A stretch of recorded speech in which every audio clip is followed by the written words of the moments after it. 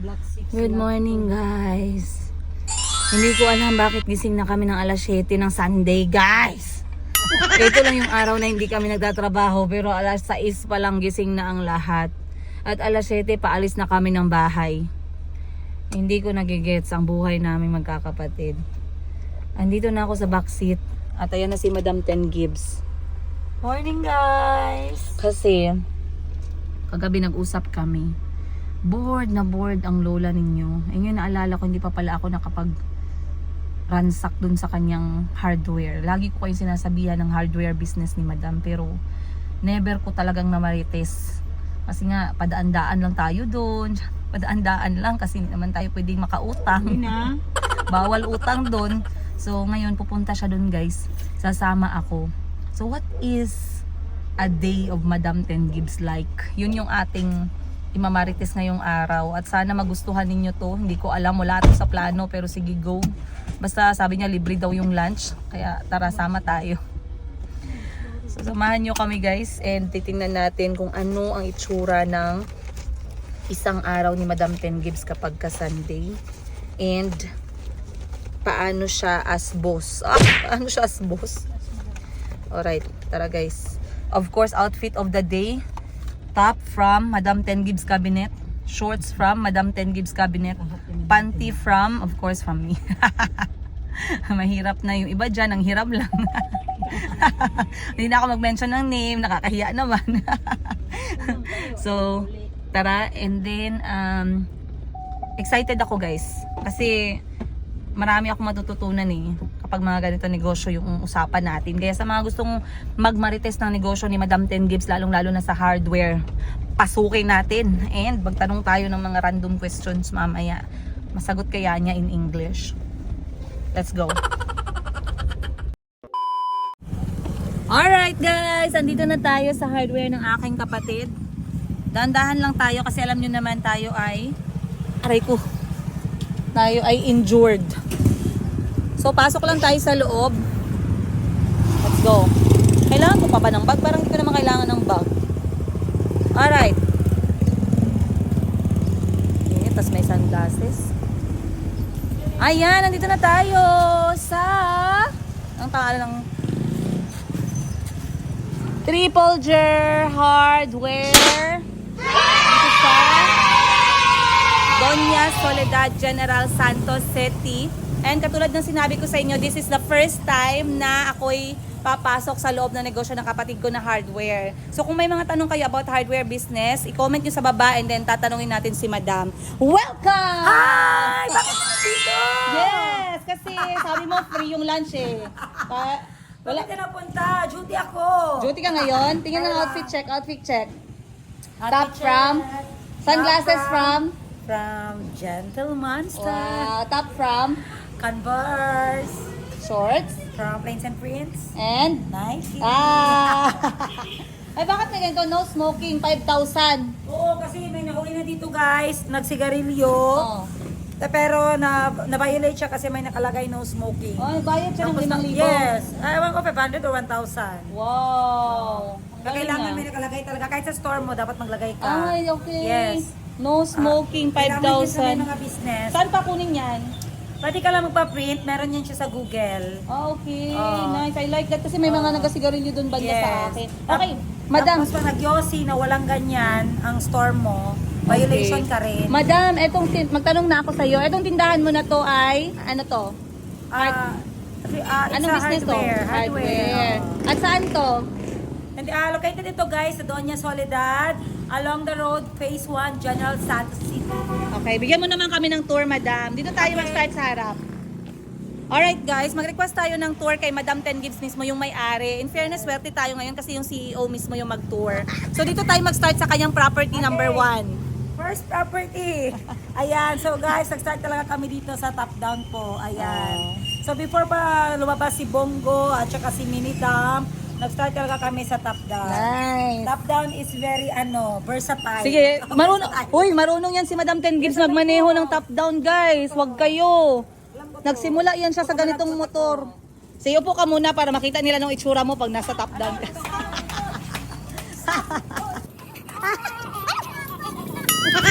Diba naman ako mag-drive Oh. Ito ganito guys. Yes, Dito totoo. ako first nag-learn Yes. sa manual Nakita- na top down. Actually, nakita ko si Madam 10 Gibbs nung nabibenta pa lang siya, guys. Ganito talaga yung una niyang minamaneho. Akala ko ikaw yung binibenta dito. Dito ka nakaupo. Simba ko dati, nung 85 kilos ako, baboy ako noon.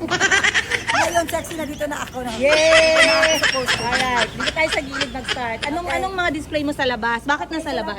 Meron tayong tinatawag na pala or what is this in English? Shovel. Shovel. Okay, so may iba-iba. May malapad, may maliit, may rectangle. Kasi may kanya-kanyang uses Yes. pala to. Ito para saan to? Ito Ganito. para sa mga lupa. Ito sa balas yata. Ay, okay. Hindi ko alam, di masyado ko master sa Ito para sa asawa nyo, guys. Maganda ito to. para sa ano sa lupa. Sa manloloko yung asawa.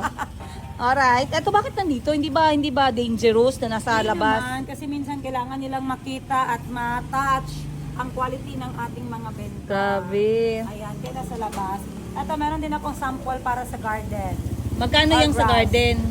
490 lang ito, guys. Nice. Ang ano kasi guys, kahit paunti-unti, basta meron lang tayo kung may maghanap, meron tayong benta. Yun pala Kaya, yung ano sa kahit business. isa-isa lang ang stock mo. Ito bakit solo flight? Kasi nag-iisa na lang. May marami ito sa loob. Ah. Sample lang din ito siya. Ayan, Okay. pantanggal ng lansang. Ito. Bakit may hanger? Ano ba yan? Ay, hanger. Tapos dito, So dito yung trapal side. So meron tayong dalawang klase ng trapal, yung black at saka blue orange. Meron din tayong floor mat. Ah. Siyempre, uso dito yung mga bahay na nagagamit ng floor mat. Okay. Ayan, so meron tayong floor mat. Ayan, so may tatlong color tayo, magpili lang yan sila. Yung tarapal saan nila binibili, ginagamit normally? Normally, pag mag-ulan, doon talaga malakas yung trapal kasi tumutulo yung mga bahay. So, importante sa hardware, Oo. merong tarapal. Meron trapal talaga, basic yun. Ito naman, So ito naman, ito yung mga insulation foam which is Grabe, nilalagay alam na bago alam. lagyan ng atip ang bahay Ah. para hindi mainit. parang ito yung lalagyan ng breast milk. Ano, yung yung Diba? ano, oo. Yung bag, baunan. Oo, yung ano yun, insulated bag. Yes, insulated bag. Alam mo ba lahat ng mga Yes. terms dito? Alam, medyo. Ano to? Ito yung screen. Hindi ko alam ano ito. Ano Garden. ito screen, Jean? Ito si Boss Jean, alam niya ito. Ano ito ga? Garden screen? Welded wire. Welded wire. Ginagamit sa mga manok, yung ginagawang kulungan. Madilim, di ba? Oo. Welded wire. Ito namang green. Yung green para sa ano din, mga manok din, mga farm, ginagamit. I see. Oo. At bakit may display ka ng hollow block? Konti lang. Oo, kasi para kung may maghanap, model lang yan. Okay. Kung maghanap sila, at least alam nila na may hollow block tayo. Wow. Kaya ang hollow block namin dito sa Jensen is 8 pesos only. May discount pag marami. Wow. Okay, Oo. oo. Tapos ang contact number ilagay na natin dito Lagyan ngayon. mo na. Ayan. Lahat ng mga taga Jensen kahit saan. Yes. Kung malayo, may delivery fee po talaga. Ayan. Okay. Pero nagsimula din si Madam 10 Gibbs, guys. Naghahakot siya ng hollow block. Sample nga. Sample. Sample! Ano yung maghakot ng... Ganyan maghakot guys. Ganyan maghakot si Madam 10 Gibbs ng hollow block. Kasi pag may hollow block ka, dito na talaga yan sila magbili ng next na kakailanganin. Kasi pag sinabi mong bibili sila ng hollow block tapos wala kang benta, maglipat na yan sila sa iba. So, so mag-start tayo sa basic. importante Dapat pala nandyan lahat, yan. oh. Ito naman, Ito naman, steel plate para sa plain sheet para sa atip, yung mga sa roof. Di ba bang ganyan, maglagay ka sa taas ng okay. ito ang ginagamit, plain sheet. Ito naman garden net para hindi mapasok ang init directly. O, nakita ko yung mga bahay, merong ganyan ha. Ito siya yung pang ayag ng balas, yung pang Yes, ayagan. ayagan. Ito yung screen na ginagamit. Kasi, bintana. ngayon, eto. Pwede bintana mo. Pero let me see. Okay, Ay, oo. makapasok pa yung lamok dito. Magkapasok pa. Bakit may pneumonia kaya to? Alright guys, as you all know, na-mention ko kanina, first time ko ditong magbulikat sa hardware business ni Madam. Ilang taon na ba tong business mo na to? This is 2021 Gin, right?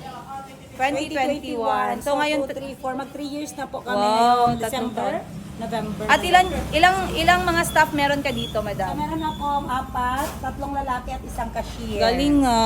Oo. So meron kang 4 na staff, magtatatlong taon na. So ito Galing. yung lababo. Ayan. So meron tayong single, meron din tayong Yan, kung single ka, doon ka. meron akong double parang wala nang siguro. Sold out na yung So double. ito guys, gina-display ito dito para makita nila na meron din kaming ganyan ka malalaki na size. Oo, ano yan? 4 no? 4 inches ang bilog. PVC. Para sa mga CR, mga fittings. Tapos dito sa display glass mo, ano dapat yung mga So dinidisplay? dito meron akong mga hook. Meron akong mga para sa tubig. Merong mga bolts, nuts and bolts. Kasi kahit hardware, may naghahanap po talaga ng nuts and bolts. Meron din akong simple ceiling fan. Kasi Okay. minsan may naghahanap din dito yung mga affordable lang na fan. Ano to? Ano yan? Ito siya yung parang palita. Ah, Palita pang plain ng finishing. finishing. Okay. Bakit rubber gin? Bakit rubber? Akala ko dyan is ano, kahoy. So meron tayo dito ang model din ng mga iba't ibang Plug. plug. Ayan. Outlet. Oo, tapos meron din tayong color roof guys ha. Pre-order lang po tayo. Okay. Once again guys, ang pangalan po ng hardware ng kapatid ko dito sa Jensen ay Triple Jer Hardware. Located in Doña Soledad, Soledad, General along Santos the City. road. Along the road lang, ayan oh. So pasok tayo sa loob. Ano pa yung laman ng isang hardware sa loob? Ano yung So pinaka dito na side, ano yung pinakamalaking item na very sellable? very sellable talaga is yung mga kabilya guys or deform bar. Ah. Deform bar in English. Kasi yan yung ginagamit talaga sa first pag magpatayo ng bahay, kabilya talaga muna. Balas, semento, graba. Ayan. So dapat hindi nawawala yan. hindi yan Ito namang mga kahoy para sa Plywood, para sa forma ng poste, kailangan yan. Kisame, cabinets, Walling. nandiyan lahat. May pang-walling din ako, hardy flex. hardy flex. Ayan. Ano naman yung pinakamaliit na item sa hardware na pinaka-sellable? Yung bolts talaga guys. Bolts, sellable yung bolts. Sellable talaga. Yan yung pinakamaliit na sellable dito. Mm. Ayan, so meron din tayong steel matting, mga garden hose connector, shower. Meron silang mga shower Ganito. spare parts. Ito, sellable talaga ito dito. Ayan. Measuring tape. Meron din tayong mga L bracket, maliliit, malalaki. Merong sponge. Ayan, meron tayong iba't ibang wire. May speaker wire, may ano pa bang ibang wire? Lahat ng wire. Lahat ng wire na gusto niyo. May pintura ka din dito. Yes, meron tayong mga pintura guys. Ayan. Nice. Ayan, say it, we have it. Ayan, i-provide talaga namin. Especially kung wala kaming display dito, tapos hanapin nila, gina-provide talaga namin guys. Ayan. At doon naman sa gilid, anong Nandito sa inalalagay gilid, nyo? tayo. So yung kabilya, galing doon hanggang dito kasi mataas siya. At taas Ayan, masyado. nakapasok pa siya dito sa loob. So dito guys, ayan, dito nakalagay yung mga extra. Meron kang spare room. Oo. Meron ako exit part para sa mga ano tawag dito, scene. Corrugated roof. Para sa scene. Oo, corrugated. Then dito sa likod, meron akong kinilo na cement at asin ako na semento. Dito pala ang mga semento. Dito kasi masyado siyang guys, abog. Yes. Yung antong abog. Malikabok. Malikabok. Ayan, so dito yung mga square bar, square tube, si porlane, si paring, tubo, angle bar, nandyan yan lahat. Grabe, alam na alam parang nag-board exam And then dito naman na side, meron tayong, ano kaya ito, Jean? Pang ano? Hog wire at saka Cyclone wire. cyclone wire. Ayan. Dala niya yung kodigo So, niya yan. nandito din ang hose, mga hose, flexible hose, yung garden hose, at saka yung, saan ang yellow green ga? Leveling hose. Leveling hose. Leveling hose para mag-level. Yes. Ito yung para sa tubig na hose. Ang talino ko Tinatawag guys. nila na PPA o PPE? PP. PE5. PE5. Para saan yan? Para sa tubig, yung ginaliping sa lalim ng lupa. Ay, Oo. okay. So, meron din tayong flash door para sa CR. PVC. Oo. Meron tayong, ano nga ito? Molding, Brian? electrical. Molding pala para sa electrical. Okay. Yung daanan ng wire. Oo, daanan ng wire. Galing Eto, kiluhan to ng tao. Ilang kilo kaya ako? Uy, huwag mo sila yan, pang semento yan. Ay, pang semento pala. Oo. Pagkatulad lang naman kami ng bigat ng semento 50. So, dito guys, meron tayong hagdan pataas. Dito rin yung ibang Pwede pala ibenta per kilo yung semento. So, dito din yung ibang mga pintura. Ayan. Mag-extend na lang ako dito guys kasi hindi na kasya doon sa loob. Ayan. Okay. Meron ka pang stock dito ng pintura. Meron din akong stock na fish styro. Kasi may mga tao na naghahanap yung especially outing, lalagyan ng So, hindi nawawala ito dito. Magkano, ay, paano yung inventory, madam, sa dami ng item? Anong, Ang dami ng item. So, bawat item, meron lang kami 30 to 50. Depende sa kung bestseller siya. Pag bestseller talaga, mga 100. Pero yung hindi mga fast moving, 5-6 lang ang ginalagay or 1 dozen. Para mabilis ma-monitor. okay. So, So, sa that, taas ga, pa siya. ay, meron pang second floor? May second floor tayo What? dito. Ayan. May rugby dito, guys. Sa mga mahilig magamit ng rugby, sa furniture ninyo. Rugby Ay, merong second floor. Ala. ito. Stock room pala talaga. Ayun o, ang laki pala dito. So, eto guys, ang, ilang hardware mo to? Ay, unang hardware ko to, yung second hardware ko is doon sa Mabuhay. So, dito nakalagay yung lahat ng PVC, electrical, or sa pang CR. Wow. Pang Labas tayo kasi parang Oo. kuyapan tayo dyan. mainit, oo. Tapos dito, yung mga bulbs. Stock ng bulbs, walis. Mm. Ayan, dito pa, hindi ka nakasya doon. Dito nilagay namin ng compartment Mm. para ma-segregate yung sizes. Nice. Ayan, so i-turn natin sila dito. So, ito talaga yung stock room for Yes, your stock items sa room. baba. Yes, oo. So, nandito lahat. O, tingnan nyo.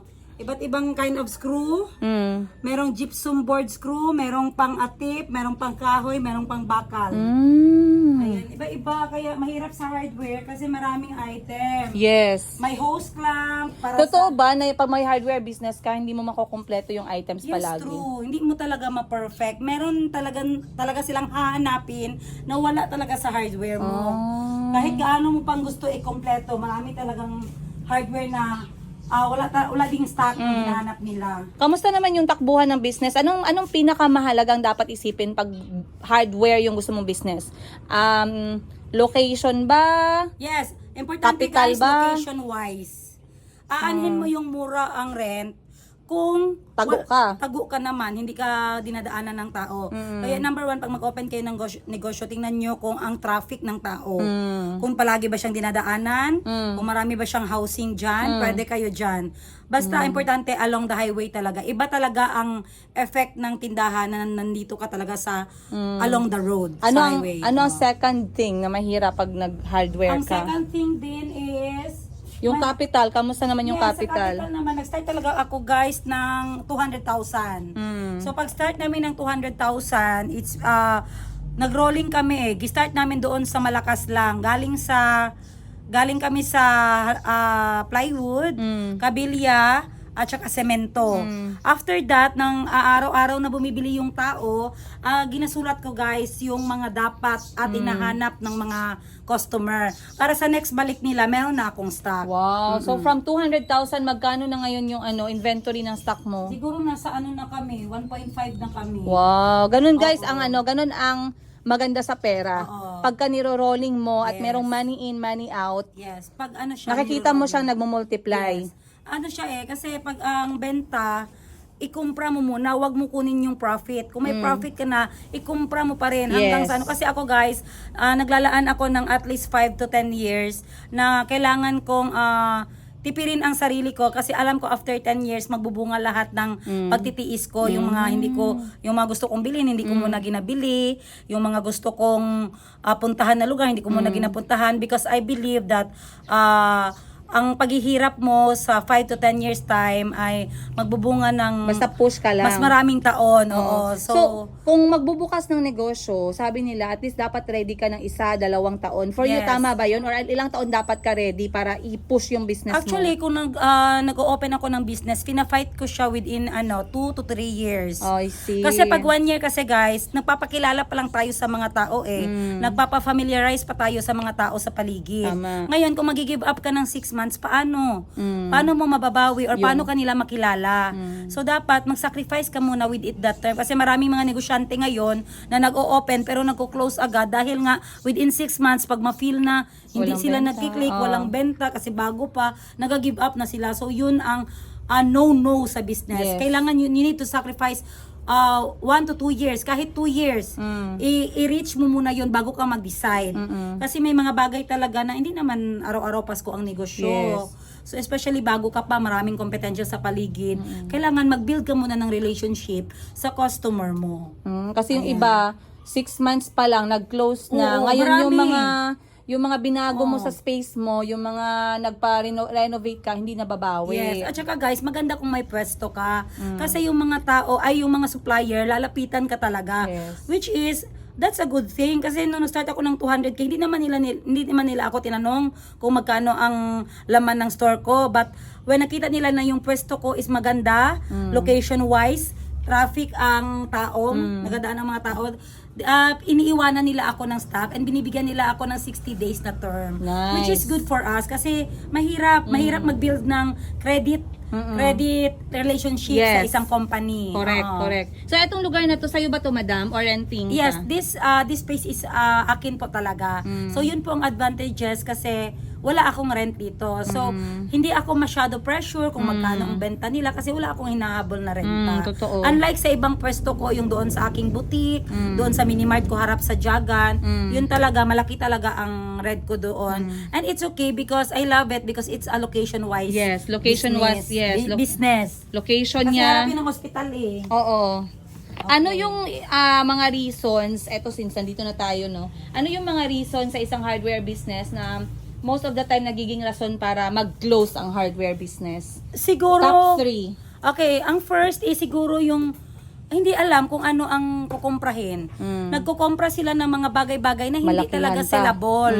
So halimbawa, nagkumpra ka nitong ganito. Like this, dito ako nagkamali sample ko ito.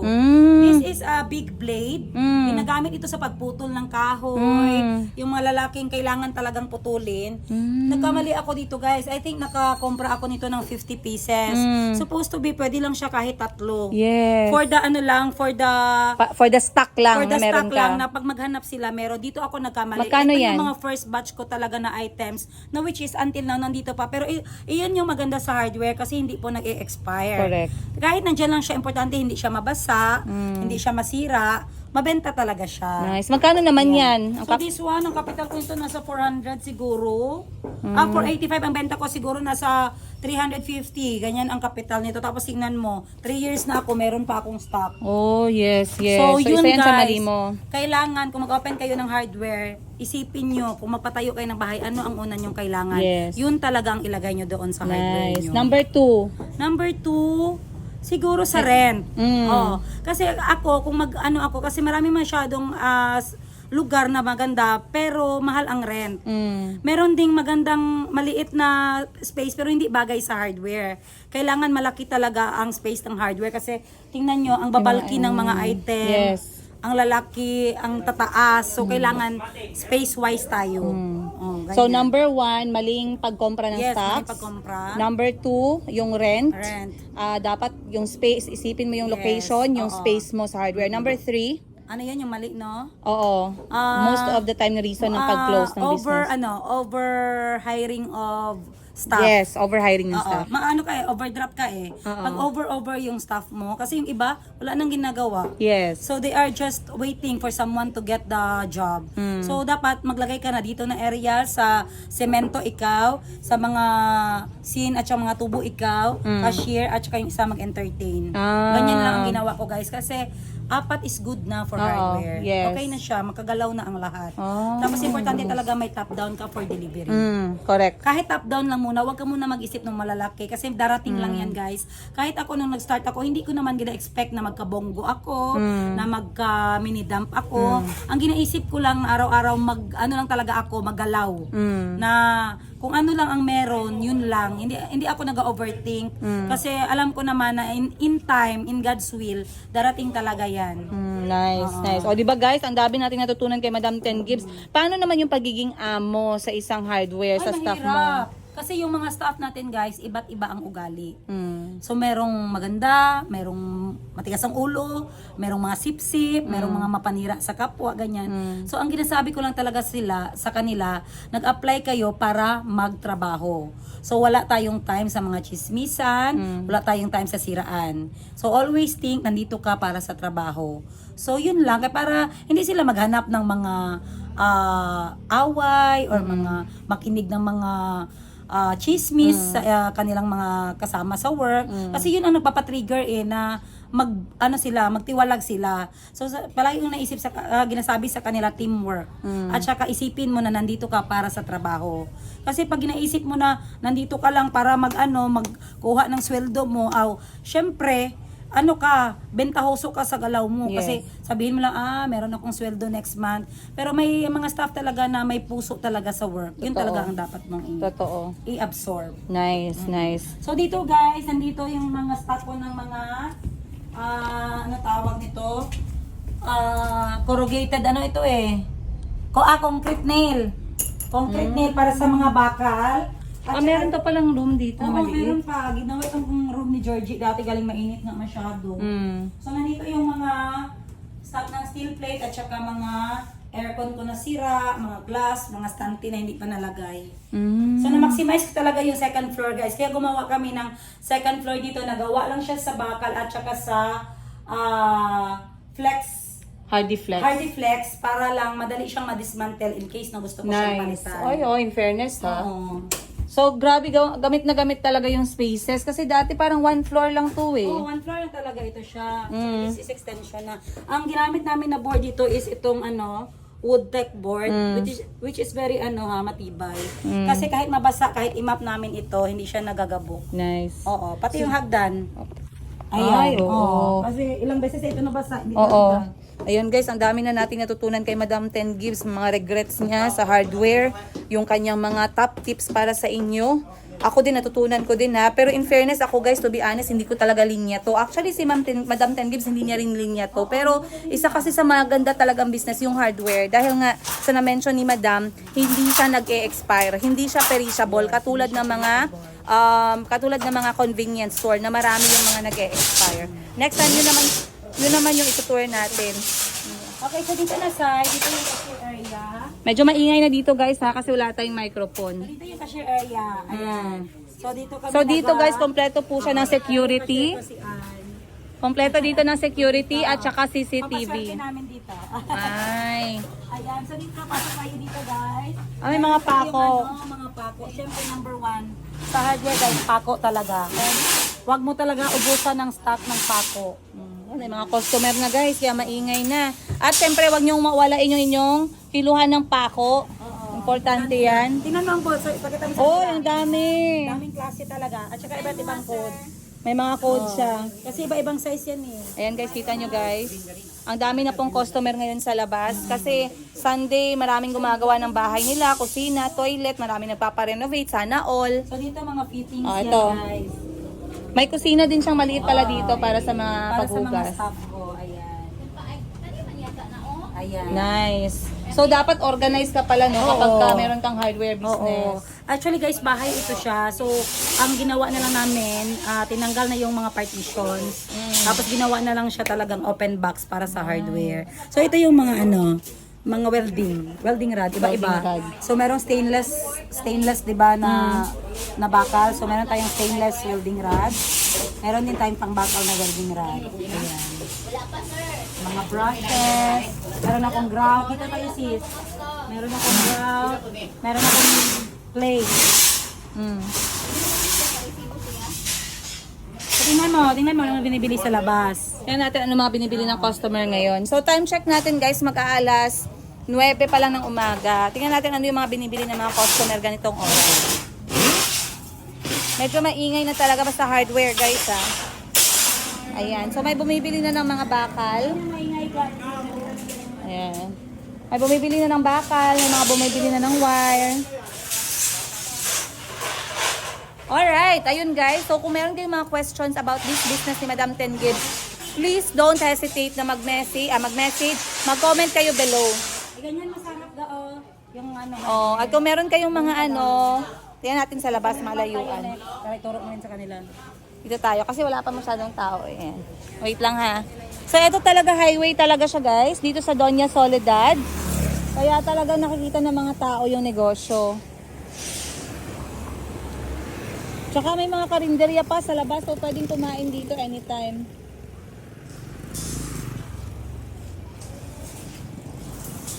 Busy na talaga ganitong oras.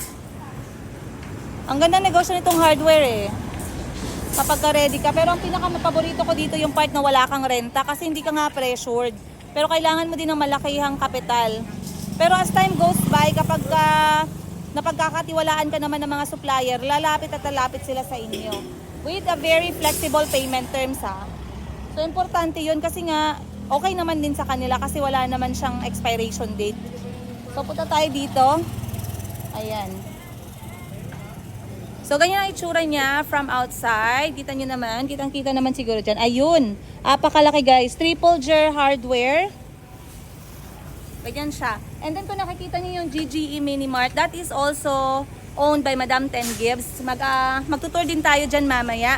Pero this is just a sneak peek kung ano yung mga pinagkakaabalahan ng aking kapatid. Like I said, nag-start yung kapatid ko guys sa napakaliit na push tindahan, yung Wawa Cart. Tapos ngayon meron na siya mga ganito. So extremely extremely inspiring sa mga nai-inspire dyan na katulad ko. Sana matuwa kayo sa episode na to. And of course, ayan, pupunta muna tayo dito sa kabila. Wait. Ay, grabe guys, pinawisan talaga ako dahil alam nyo naman ang hardware business ay hindi po yan naka-aircon. Kaya sa mga nagtatrabaho sa hardware business, very good kayo. Kasi alam ko hindi talaga aircon yung hardware at talagang sobrang maalikabok. So ang dami ko natutunan guys sa 25-minute session natin with Madam Ten Gibbs. Once again, more facts from the ground. Of course, sa isang negosyante na nag-start ng hardware from the scratch. Marami ako nakuhang point. Ayan. So now, para matapos natin tong episode na to guys, meron na akong itatanong kay Madam Ten Gibbs, no? Ano yung isang word na pwede niyang sabihin sa mga may planong mag-start ng hardware business para at least meron kayong idea in one word to summarize the hardship, the sacrifices, and the key word or the key fact kapag nagbubukas ka ng hardware business. Let's go. Ayan. One word, Madam Ten Gibbs, for a hardware business owner. One word for any business, positive. Okay, nice. So, kailangan, pag positive, palaging nakasmile. Ah, Kasi kung tao ka na malungkutin, grumpy, mahina po ang blessing. Kaya yun kaya nagtataka kayo bakit happy person ako. Kasi yun ang mantra ko. Stay positive, always smile. Malaking bagay yun. yeah. Stay positive daw guys. So, number 1 yan ha. Narinig nyo mismo kay Madam Ten Gibbs. At maraming salamat po syempre sa panonood sa episode na to. Hindi po nagpatawa si Madam Ten Gibbs ngayon guys. Ganyan siya sa negosyo. Professional yan siya. Hindi niyo siya nakikita nagpapatawa lalo na pag nandyan yung mga staff. Ah, grabe. Kasi alas 9 pa lang ng umaga. Grabe naman kayo guys. Mamaya na kami magpatawa sa inyo ah. Ano naman tayo na lagi na lang tayo magtawa. Magseryoso din tayo paminsan-minsan. Okay, so I'll see you guys on the next episode. Syempre today is a business day. Kaya naku, abangan ninyo. And of course, huwag nyo kalimutan i-share yung mga thoughts, ideas ninyo, mga questions ninyo sa comment section down below. And help me congratulate my very hardworking sister. Please, pa-comment naman ako ng congratulations at job well done kay Madam Ten Gibbs. Parang Madam Ten Gibbs na. Ayan, ay follow Madam Ten Gibbs pala. Hindi kasi Madam Ten Gibbs yung pangalan ng YouTube niya eh. Madam Ten Gibbs, uy. Hindi, Jerry Capacity something you have to change. Okay. Yes, kasi tagline mo na yun eh. So, search nyo lang ang Madam Ten Gibbs. Oo, search nyo na lang yung Madam Ten Gibbs, makikita nyo siya sa YouTube. Para kung marami ng followers, mag-vlog na ako. Mag-vlog na daw siya. Guys, pag marami na akong followers, mag-vlog ako. Ngayon, nanghihina ako kasi parang 100 pa lang sila. So, ano next episode natin? Next episode is ang Minimart katabi ng hardware. Alright, this time guys, see you on the next episode. Of course, don't forget to like, subscribe, and press that bell button para lagi kayong updated sa aming magkakapatid at sa buhay ko as single nanay ng aking 4 na kulot, half African, half Filipino children. I'll see you guys on today's